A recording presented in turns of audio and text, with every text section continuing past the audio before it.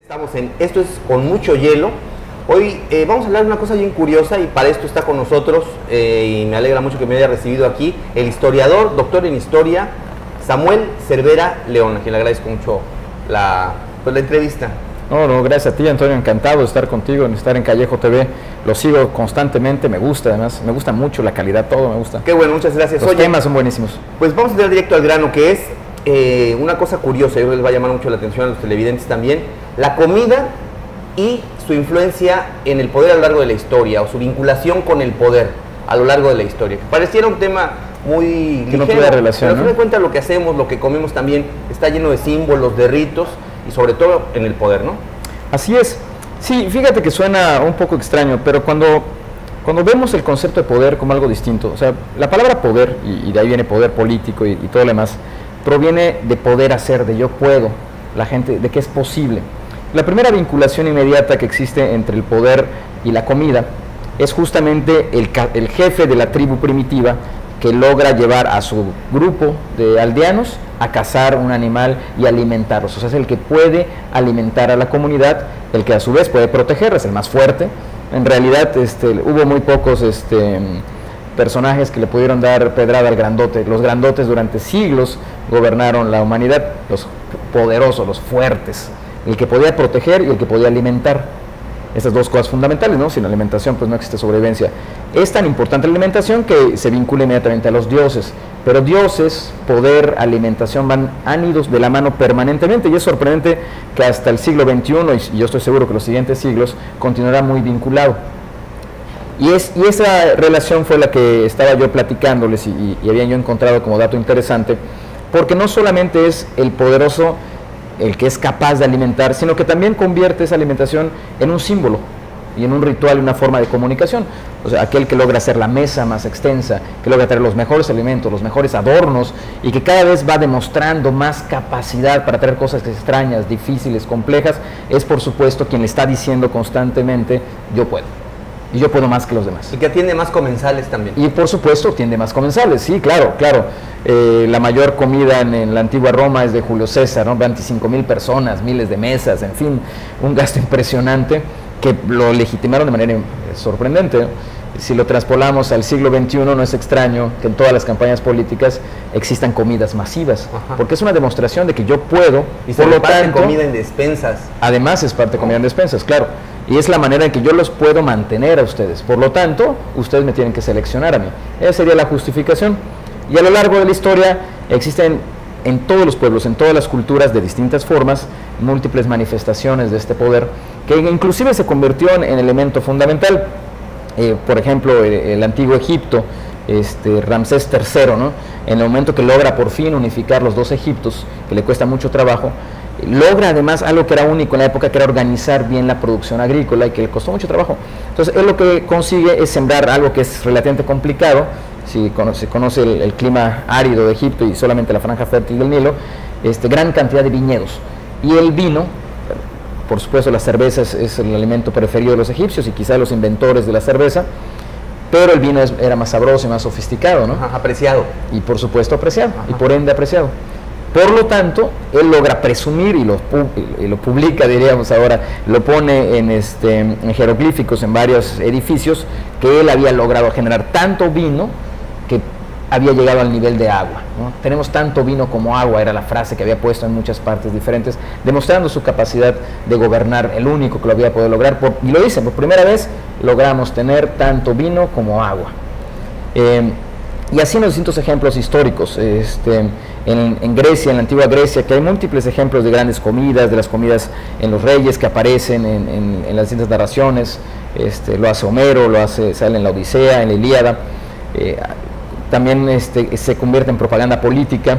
Los espartanos que decían nosotros no necesitamos, comemos muy mal, eso demuestra nuestra fuerza, tenemos comida suficiente pero es mala, y demuestra nuestra capacidad de resistir. Los atenienses le responden, ustedes están tan fregados y son tan pobres que comen terriblemente mal y no tienen poder de traer cosas diferentes y sabrosas y convertir su vida mejor, por lo tanto su sistema político no sirve porque su comida es mala. ¿no? A esos grados de vinculación de la comida y el poder. Sí, pero de los ingredientes, uno por una parte que distingue al poderoso porque come lo que otros no pueden comer, ese es pero también porque es capaz de ir procurando esos alimentos al pueblo, ¿no? Que también va democratizando los alimentos. Sí, en la comunidad, en las comunidades más elementales primero sería eso, pero muy pronto se convierte también en un símbolo de diferencia y de estatus, por supuesto, sí, pero van de la mano, curiosamente.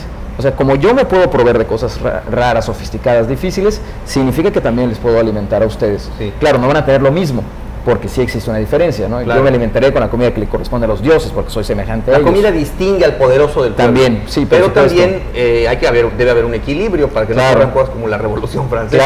Claro, claro, sí, por supuesto. Sí, sin duda, el caso de la Revolución Francesa es interesantísimo, ¿no? Los excesos de Luis XIV, la película Batel lo demuestra claramente, días enteros de comilones. Bueno, existe una cena, ¿no? de más de 40 platillos, 5 buffets diferentes, de todos los tipos de regalos posibles, cuestiones exóticas, shows, conciertos de música clásica, especialmente para eso, obras de teatro, vestimenta especial, disfraces, figuras en hielo, lo cual era dificilísimo para la época, inventos culinarios que nunca se habían probado antes, como la crema chantilly, para que el rey lo pudiera probar, para que el rey pudiera probar cosas que jamás había probado su paladar. Sí. O sea, esos niveles de sofisticación, 2 semanas para una sola cena, ¿no? 2 semanas de preparación para una sola cena, comunidades enteras, pueblos enteros dedicados exclusivamente a proveer alimentos para una sola cena. Esos niveles de avance, ¿no? Juegos especiales para que entre comida y comida no se aburrieran. No, los niveles de exageración en algunas épocas, en el antiguo imperio, en la China antigua, por supuesto en la Francia de Luis XIV, han sido también símbolo de los excesos. En alguna época los pasteles se llegaron a prohibir porque eran símbolos de la nobleza y de los excesos, ¿no? Y por supuesto hablan de que si hay excesos de comida para algunos, pues faltan los demás, ¿no? ¿Y qué pasa? Es el ejemplo clásico, es la Francia del siglo XVIII, que eventualmente terminará en la Revolución Francesa, y que la comida tendrá ciertos símbolos, inclusive los chefs se quedarán sin trabajo, los chefs de la nobleza se quedarán sin trabajo y se van a convertir en pasteleros y va a crear otra industria posteriormente. Precisamente, muchos tuvieron que esconderse durante un tiempo porque eran identificados, ¿no? Y esos ejemplos han continuado. La Edad Media, por supuesto, ¿no? Que en la Edad Media hablando de estas diferencias sociales importantes, había una práctica curiosa. El señor feudal comía con platos, normalmente de algún metal valioso, oro o plata, porque además de ser símbolo difícil de conseguir, caros, tenía una cualidad. Se creía que te mantenía más saludable, o que si los alimentos estaban envenenados, combatía el veneno. Por lo tanto, era mejor usar oro y plata, y por supuesto el estatus, ¿no? Y la dificultad. Y el resto de los nobles que estaban en los mismos banquetes, les servían en un plato especial, que era una especie de pan duro, muy duro, grandote, cuadrado rectangular más bien. Y ahí ponían normalmente carne y las distintas combinaciones de alimentos, que se solía manchar de grasa, se suavizaba un poco, y este pan se le daba a los pobres que esperaban afuera y a los animales. Entonces, muchos pobres, por supuesto, lo aceptaban porque era la primera vez que podían comer pan con un poquito de grasa, ¿no? Y les sabían ligeramente mejor, pero también es un símbolo de la diferencia en clases sociales y de lo rígida que fue la sociedad medieval, ¿no? Que era difícil la movilidad social. Una cosa era un presidente republicano norteamericano en el siglo XIX que comía frugalmente delante de todos, pero en el momento que se cerraban las puertas llamaba a su cocinero especializado y le hacía una comida especial, ¿no? Sí, hay más recato entonces, ¿no? Claro, a la medida que pasa el tiempo. Porque existe un mensaje político al respecto, pero por supuesto ese presidente se tenía que encargar de que hubiera alimento suficiente para el resto de la población, ¿no? Que siempre ha sido la famosa frase pan y circo, ¿no? Que ha sido fundamental, o sea, no es casualidad que sean las dos mezclas, ¿no? Que la mayor parte de los gobernantes del mundo se enfocaron al pan, y con eso basta, en gran medida, para una población relativamente tranquila. El circo no era indispensable. O sea, si a un pueblo le das todo el tiempo solo circo, nada importa. En cambio, si a un pueblo le das solo pan, lo mantienes en paz durante muchísimo tiempo. Claro, y con el tiempo, bueno, pues mandar una señal de asistir a una comilona, una gran bacanal, pues sí, es cada vez más. Era todo un lenguaje, ¿no? Claro, sí, claro. Sí, hoy día. Así es. Esos son los avances. Así es. Sí, con el tiempo van cambiando los lenguajes, pero lo siguen siendo. Pero ahí están a hurtadillas, a escondidas los políticos, los poderosos todavía siguen participando de esas. Claro, el símbolo de estatus sigue siendo importante, ¿no? El restaurante especial, el conocer de vinos, el saber de carnes argentinas, en el caso cancunense que se puso de moda en los últimos años. En muchos casos los lenguajes siguen siendo importantes, porque es lo mismo, ¿no? Es el símbolo de estatus, y de alguna manera sigue siendo el símbolo de la capacidad de hacer, de la capacidad de dar, de la capacidad de entregar, y por supuesto también de la capacidad de tener privilegios, ¿no? De ser la élite. Sí. Lo que distingue la élite, el término élite es aquellos que poseen privilegios que los distingue del resto de la sociedad. Sí, bueno, el poder tiene muchísimos elementos, ¿no? La comida sería uno de ellos, quizás desde una perspectiva quizás el menos importante si lo ves como símbolos de estatus. En términos de capacidad sería quizás el más importante, ¿no? Finalmente escoges al líder que te va a proveer, ¿no? De alguna manera, y es el que decide seguir.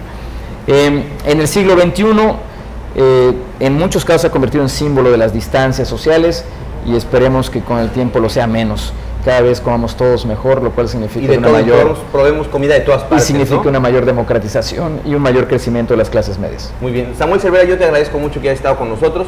Te invitaría que en adelante, pues de vez en cuando, quizá una vez al mes, tuviéramos alguna breve cápsula. Encantado, histórica. por favor, lo agradezco Vamos mucho. A organizarlo. Bueno, yo me despido de ustedes, nos vemos aquí mismo en Callejo TV. Esto fue Con Mucho Hielo. Recuerde que lo que tiene que saber, lo tiene que ver.